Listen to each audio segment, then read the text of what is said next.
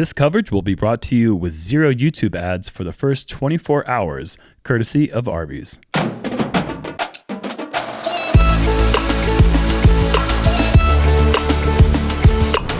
Hello and welcome back to the 2020 Discraft LEDGESTONE Insurance Open. We have round 3 front 9 action coming to you at stop 7 of 10 on the Disc Golf Pro Tour. Big Barry commentary.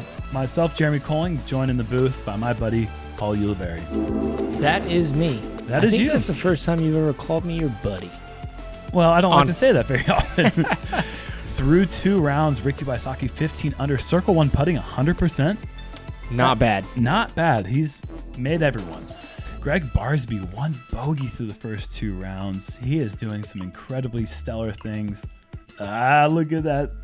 Look at that All-American smile. Reminds me of 4th grade picture day. Kevin With the Jones. Nice comb over. Oh, yeah. And Andrew Presnell, he has played some incredibly solid golf as well. We are at Lake Eureka, the big open course. We finally get to see some discs fly, but that doesn't mean this course is easy. This is well known for being one of the most difficult tracks on the tour. Out of bounds, long distance shots and placement, and then there's going to be a lot of hillside greens as you see on hole 1 here. Par 4. What is it? How many feet is this, Paul? This is a long way. 633 feet? Time frame. You nailed it on the head. It is really far. From Campobello, South Carolina, 2-time world champion, Ricky Wysocki. I didn't want to interrupt Ricky's beautiful intro there. You're going to want to throw something semi-stable with a little bit of anhyzer so it kind of flexes to the right.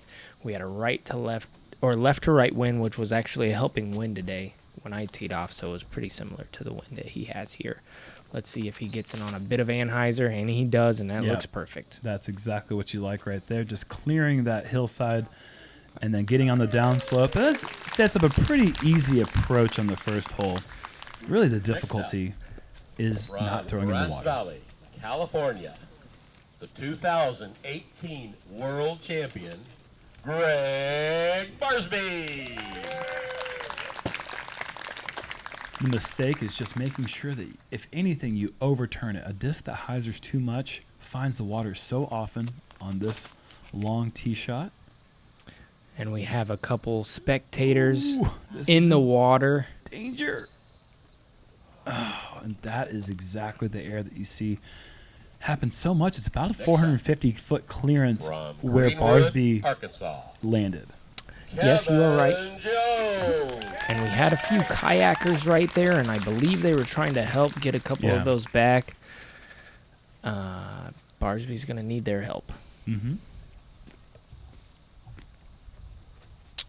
KJ was actually throwing this in the first couple rounds as a sidearm roller, which means this thing is going to be pretty stable. He's going to have to put this one on a bit of an anhyzer, I'm going to guess. And there it is, and that's matching Ricky's line. But, okay. Just getting over the water. From Ozark, Missouri, Andrew Presnell. Andrew having a very unique style in the way that he throws. I love how he really doesn't turn his head away from the target for very long, which allows him to be very accurate in the woods. And he's one of the only ones I've seen with that type of style that can get a lot of power out of the back end, which is really impressive. Watch this. He's almost facing the target the whole time. I've never noticed that about him, but you're totally right there. And this is turnover maybe too much. Perfect. Oh, wow. And that's out of bounds. I didn't know that there was grass out of bounds down there. Yeah, I didn't either. That's interesting. So Barsby, since he never crossed the water, has to go to this drop zone, whereas Andrew will be able to advance to where he crossed out of bounds. And that's a huge advantage for Presnell because that drop zone is not a very good place to be. Very easy to take a 5. Kevin leaving this one just a bit short. That's going to be a circle edge putt. Yeah, weird stance, really from there. You get that up a little bit, and it's really easy to drift it into the water. You get it wide and it's easy to roll away. So he makes the right mistake, leaves it a bit short. Has a shot in though. This is a long shot from down the hill, and Andrew does well just to get to 24 feet to save the par. And this is where you really want to be. Just 200 feet from the pin, just a little pitch up for Ricky's pig, and oink oink, that's parked for the par, for the birdie.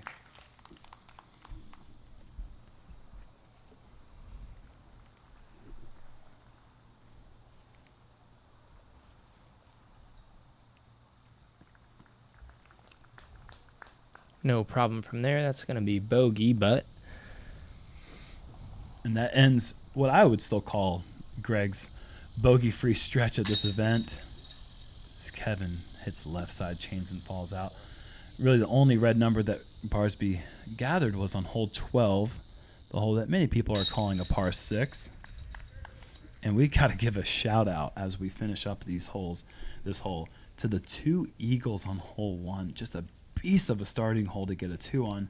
Ezra Robinson and Ben Calloway. It is very attackable if you have that 600-foot distance, because it's just a pure all-out distance shot. yeah, I mean, it's far. It is really far. And with the way that the lake just gets farther away, the land gets farther away the closer you get to the pin. The only way you can really attack it is by going maybe 580 and then kind of comfortably giving yourself like the 50, 60-foot putt. But congrats to those 2 players for their eagles as we move on to hole 2, par 4. 615-foot low ceiling shot with out of bounds on the right. The lake is out of bounds on the left. You want to throw a roller or a sidearm, maybe even a backhand mid-range, just to get down to the bottom of the hill. If you can break right a little bit, that's great. And then you're left with about a 250-foot approach. If this is low enough, this is good. Not bad, though. He'll have Yeah. a shot from there. That's the correct mistake to make. Not really the correct mistake to make, but fortunate break, I guess I could say. He didn't go out of bounds right, and that's the mistake to avoid having. Kevin getting the height right, and look at this thing zip. Don't go too far. That's hard to do. my Wow, that is goodness. far. You hardly ever see a disc go right with a forehand and still make it out of bounds. Kevin showing that power, and unfortunately didn't help him so much with that tee shot. This is nice. Yeah. Yeah, just safe and in the middle, and not a ton of distance, but a good spot. That's probably right where Presnell practice every single practice round. Yeah, it was perfect. Gregg definitely going with his roller here. This needs help. Riding that OB line the whole way, and no, that is Wow. perfect.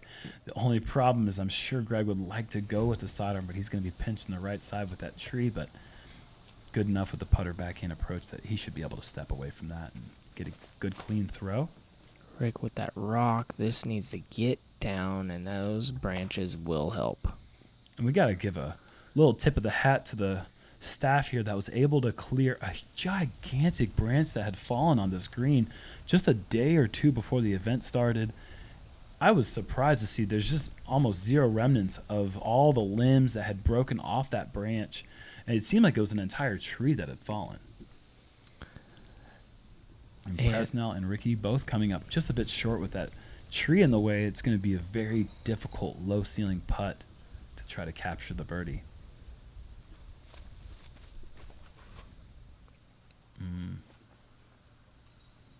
That's in Kevin's range. I mean, that was not a very good shot No. from where he was, but he can make up for not the best with his really good putting skills.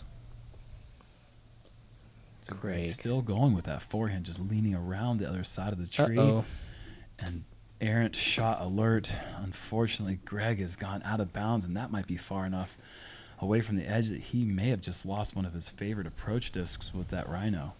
Yeah, he's thrown that really, really well the whole tournament, so he's going to need one of the spectators to do a little swan dive in there to Maybe retrieve that bad boy. And Kevin picking up where he's left off last time we saw him on camera with a big jump putt. This one didn't quite strike the trains as fast as we typically see his putt coming in, but doesn't matter. That's in the basket, and that's a good par save. I don't understand how he does that when he brings the disc so low that he brushes where the guy lawn mowed already. So there's no there, he still is brushing the grass with his downstroke, Gregg, a little bit off left, but that's a lot of control from KJ. Yeah, we got definitely 3 or 4 very unique styles of putting on this card. You see Ricky unable to contend with the low ceiling there, losing that battle, and he'll have to settle for the par. I did not see Presnell's putt, but it looks like he had a layup as well. Yeah, when you get behind that tree, it's so low that you're pretty much drawn dead. Hole 3, par 3, 260 feet straight up the gut with a backhand mid-range or a putter.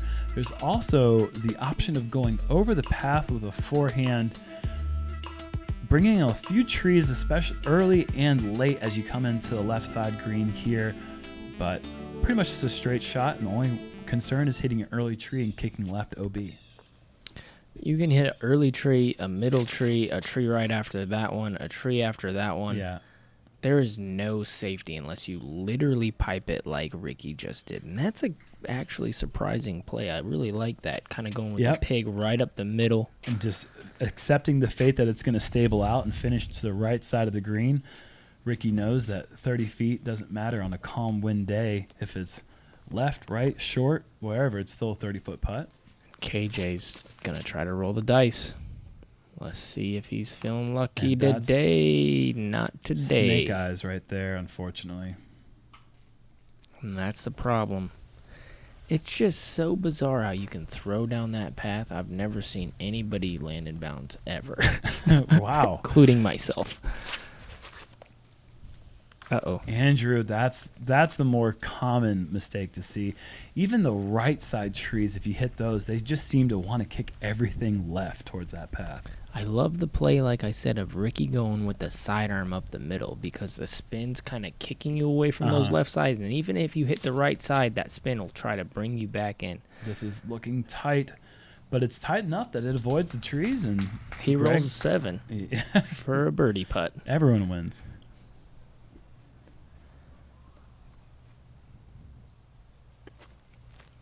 And 5 comes into play so quickly. That is exactly why. Even had he not gone out of bounds, as Kevin misses this long-range par save, there's so many trees when you kick early that you still have to compete with that it's so tough to save the bogey 4 from back there. Ricky well in the circle. What a shot from the tee. That's a pig. And playing uphill, that 260 comes out to more like 300. It seems like it's a really full throw. Gregg's putt is in for the birdie. And that helps cancel out one of those early bogeys for Gregg. And Andrew's going to need to make this one for the 5.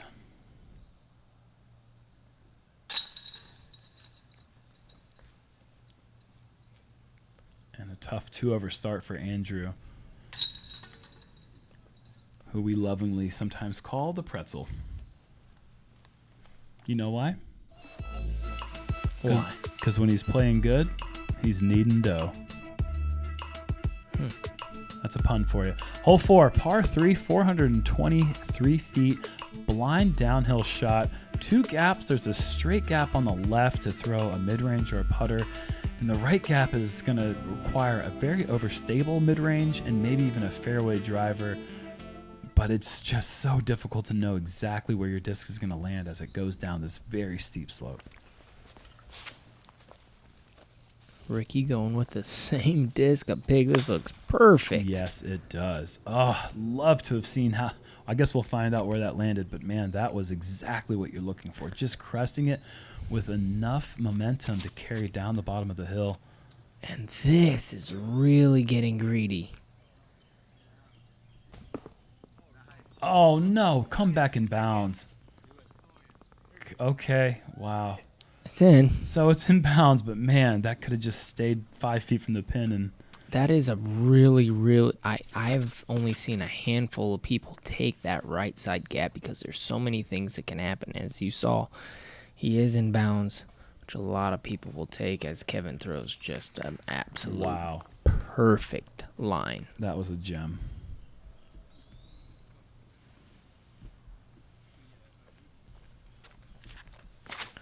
But when you throw driver on this hole, it's really easy for anything like that roll away or something like that to happen. Yeah, coming downhill with that much speed and that wide of a rim, so difficult to expect it to just sit where it hits. As Andrew comes up short and left, a very common, safe mistake to make, just a downhill pitch from there. But it gets quick if this, oh goodness.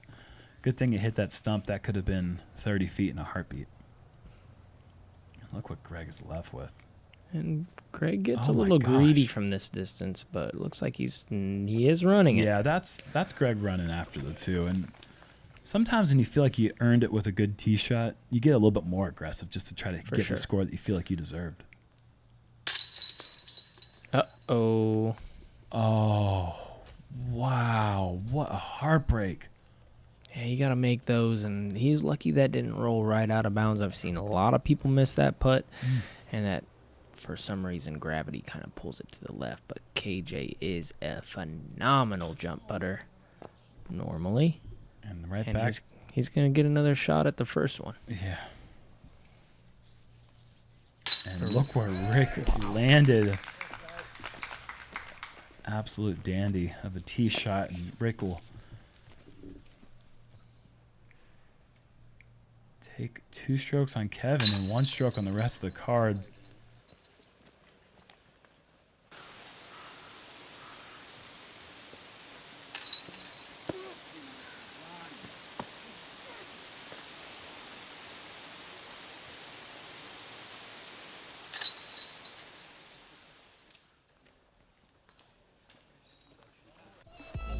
Let's get to a hole breakdown from Paul Ulibarri. Lake Eureka is all about keeping your disc in bounds, and hole 5 makes you think right away. If you do decide to go for the pin, it will require a 430-foot shot that carries out of bounds the entire way. Or if you decide to lay up, it takes the big number out, but quickly turns this into a 2-shot par 4. Add a raised basket, and you have a pretty tough hole. Let's see how it plays out.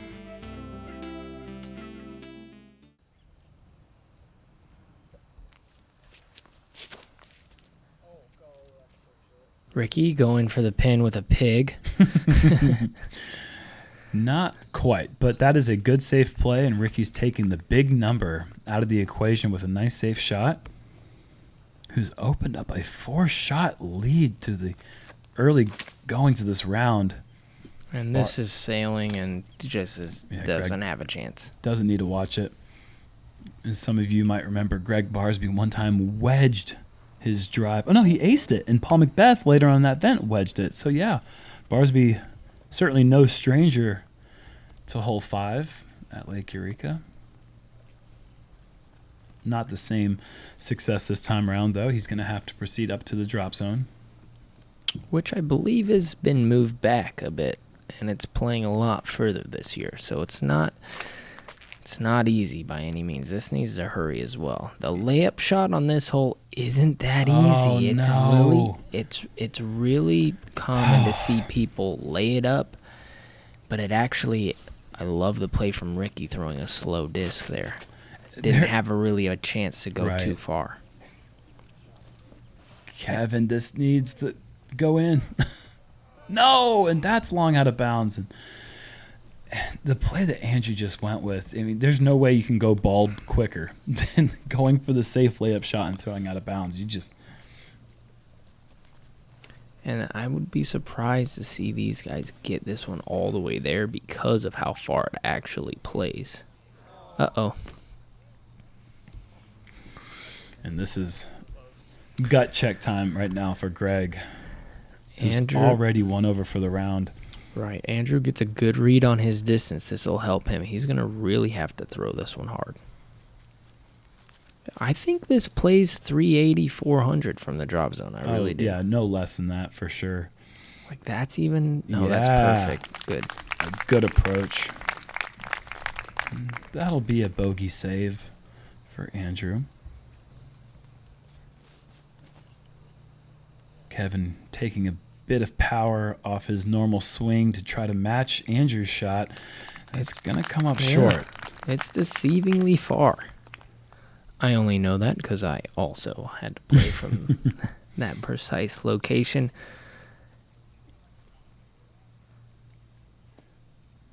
And Ricky's starting to feel really comfortable playing his game plan almost flawlessly. That'll be an easy par on this very difficult hole 5, and Gregg is now looking at a 6.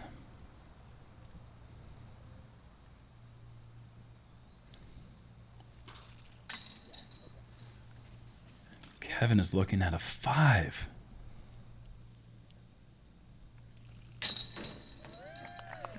And Ricky, obviously, the man behind the heroics last year at the World Championships, chased down a Paul Macbeth, shooting a course record 14 under, coming up just 1 shot back of the eventual champion. Almost threw one in on hole 18, and certainly a very memorable experience for all that were in attendance and who watched from at home. And Ricky really has a good, solid game plan at this track. Ricky's looking fresh. Yeah. Minty fresh. I like the look. And he looks really good. Mm-hmm. Certainly he does. He, after last year's bout with Lyme disease, he has worked harder than ever on his body and his diet, and he feels better than ever. And, you know, when he gets going, watch out. I mean, this guy is a danger. Is it just me, or is he matching the Jomez mint? I think he may have done that on purpose. Hole 6, par 4, 885 feet. This is a very dangerous hole to attack in 2 shots. As you can see, the out of bounds is narrow the whole way. Pretty open hyzer tee shot, but you have to make some decisions based on how much you bite off on this tee shot. Ricky is literally a walking logo for Jomez right now. I love it.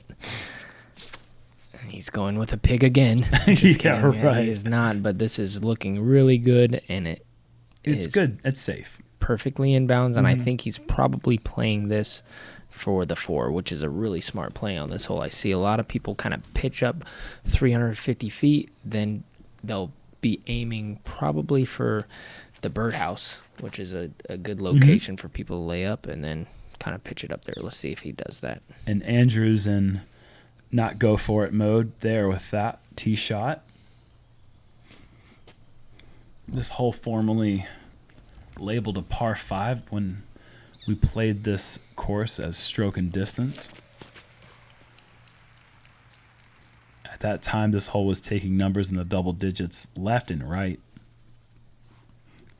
And now playing as normal OB rules. So if you do go out of bounds, you get to advance to where you crossed last in bounds.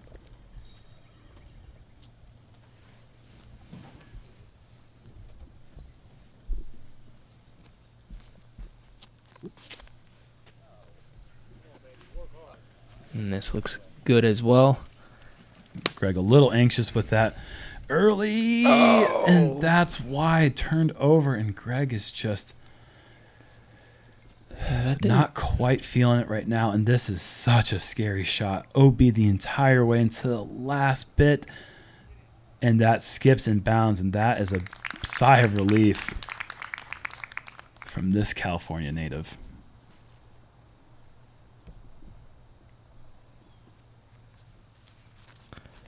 Presnell going with his drone, which flies like a buzz.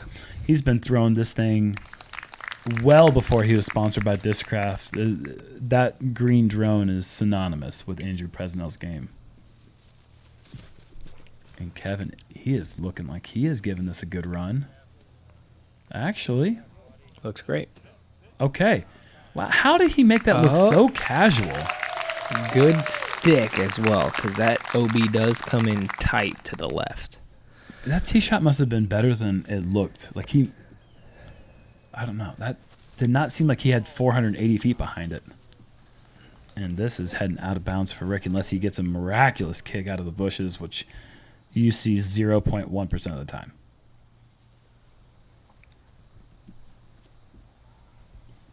Which is a good little spot for KJ. I mean, he's gone bogey, bogey, double. And now he can get a couple on the leader, which on this course, there really isn't a lead that is insurmountable. It just isn't a thing at this course. And Ricky's trying to make an insurmountable lead as he's already opened up 7 shots on the next highest on this leader group.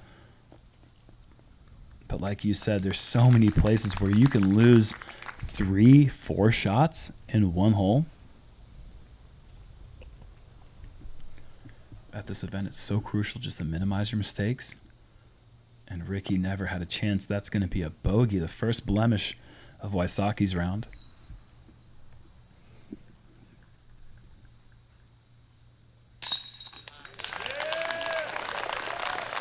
Kevin capitalizing. Really good putt, especially after the last couple misses. It's nice to see him get one on the pole in a big moment as well. His first birdie of the round. Gregg needs this.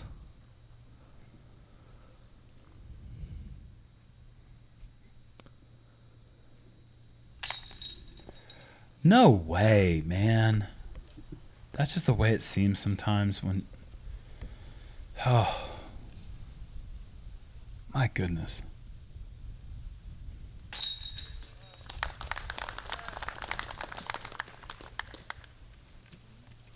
You got to feel for him.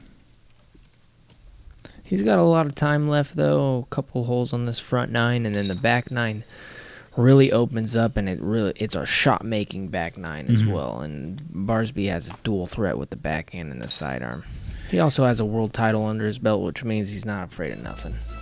Yeah, I mean, he is a fearless player. He always has been, and it's definitely going to be put to the test after this shaky start. And one of the things this course does so well is to challenge the patience of the player.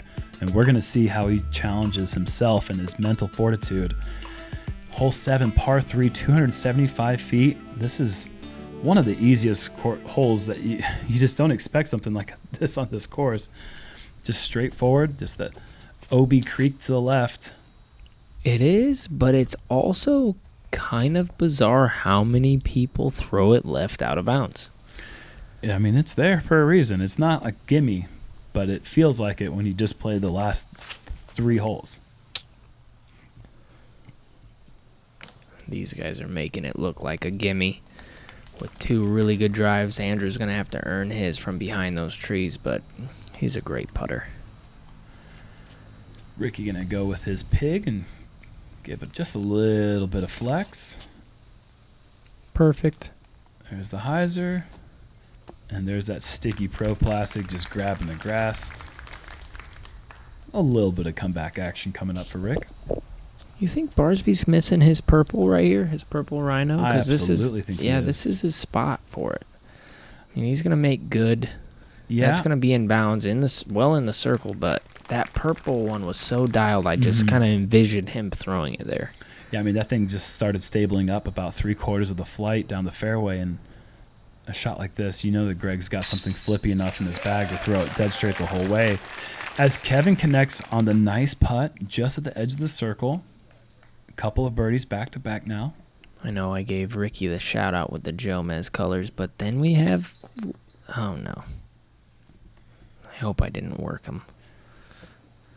You shouldn't be talking while someone's playing. You were talking while he was... Anyway. Kevin also has the nice minty fresh shirt as well. Like they're kind of matching or something. It doesn't matter what Kevin wears. He's always going to look good wearing it. That's true. You are right about that. Handsome lad. Like, I can put on the sweetest outfit ever, and I'll look, oh, Koling looks okay today. If Kevin wore it, there'd be, like, professional photographers everywhere. He already looked big on him. He'd be all back. They'd be all Stop back. talking right now. Presnell with a nice birdie putt. Barsby, man, got to get things going. Hole 8, tough par 4, 793 feet. You got to cross this ditch and get out into the open field here. This is one where the distance is so crucial because if you can bite off a big tee shot, coming in with a slower disc is paramount on this approach. As you can see, this tiny green, not much space to work with left or right, with that creek out of bounds to the left. Kevin's going to make the gap, not necessarily a bad place. I think Kevin wanted about 5 more feet of height on that. Yeah, on this one, it's really about hitting the gap. You could literally land left, right, straight, high, low. As long as you get over that creek, you're going to be happy, and you'll have a shot into the really tough green. Even this looks like it's pretty high. It's going to end up even probably further left than Kevin's, but yeah, it's a pretty similar place. They'll both have most likely a full mid-range shot to the green. Ricky going Halo Destroyer, something we saw him throw a bunch of the DDO, and he throws this disc so freaking well. That is a mash. that's going to leave him probably that pig up shot that he's been just absolutely digging lately.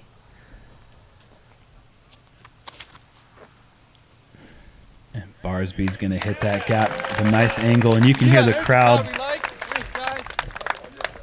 Ricky cheering on to people who are cheering. It's such an important thing to note, the amount of energy that we get from the spectators. Been a long time since we've heard their claps. What a great shot there from Kevin. This is actually one of the harder up shots on the entire course. Left is out of bounds, right is out of bounds. And it's kind of perched up there on that knoll to where it's a fast green. That stays in bounds, but he's going to have tricky little putt coming in that, if he misses, will definitely go out of bounds. Even with his putting style, which is so heavily based on that up and down motion. This needs help. That was helpful. That was very helpful. And look at the Velcro green grabbing his putter. Rick does go with the pig. Doesn't quite commit fully, I don't think. But no, it's still fine. Yeah, that's pretty fully committed. Okay. All right. Looked a little bit slow on the release, but that's... No, he's circle edge. You were definitely right. It doesn't matter. Ricky is still 100% inside circle 1. I don't think that putt on hole 2 was inside the circle. I don't think it really matters where he's at. It's in the circle. Here's Kevin. So good as well. And that is 3 straight birdies, Kevin. Nice bounce back. Still 1 over for the round, but these are good birdies to be picking up. And 6 and 8 are tough. Yeah, if they went before Barsby, he's pretty close then. And I've never seen Barsby putt this bad for this many holes in a row. He is an amazing putter, top tier putter, and very curious to see how fast he flip flops that. And that miss was for the star frame, which, my goodness, you do not see on hole 8, the 5th hardest hole in the course. 4.4 average, only 14%. That's 24 players in the entire field.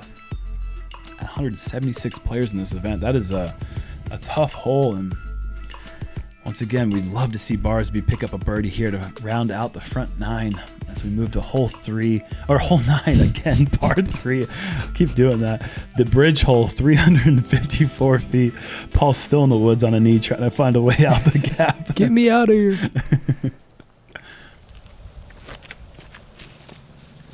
Kevin Shirley going with his mid-range. And at this point in the round, it did start to get a little bit breezy, and that could definitely play an effect on these tee shots, whereas you're teeing off above the basket, left to right wind. This looks really good. That's that green drone sticking on the green 28 feet away. And we were expecting a storm to come in around 3 o'clock in the afternoon. These guys are teeing off right around that time. And really we're a little bit nervous about a big thunderstorm coming through. And fortunately, spoiler alert, never came. Ricky's pig hyzer's outside the circle. This Dang, is going to Gregg. be safe, but way left. Yep. But he's due to hit one. He really is. He's due to hit a big one.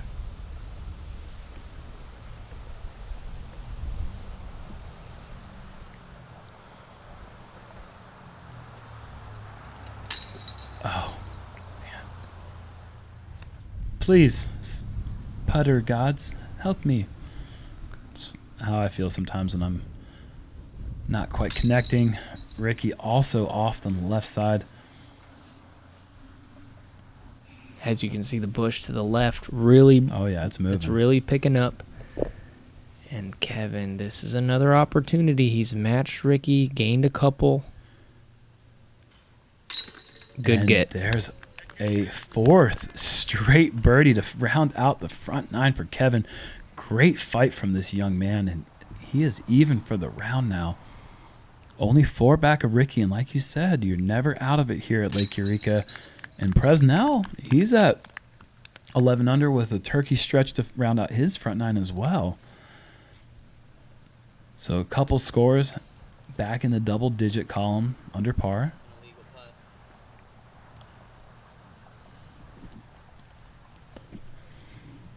Just a testament to how great Gregg's rounds were at Northwoods Gold, even with this start that's just atrocious for his standards. He is still in the mix. As we look at the leaderboard check-in for the front nine, Ricky's still holding on to that top spot. He has got 6 shots over the next best. And would you believe it, Paul Macbeth jumping up there in the mix? You knew it was going to happen sooner or later. Thoughts on the front nine, Paul?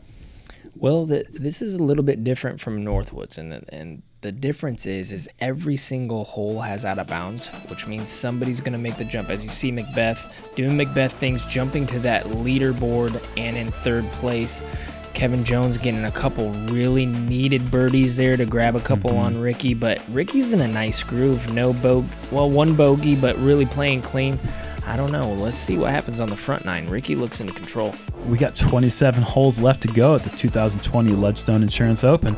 Join us for the back nine coming up in just a few moments.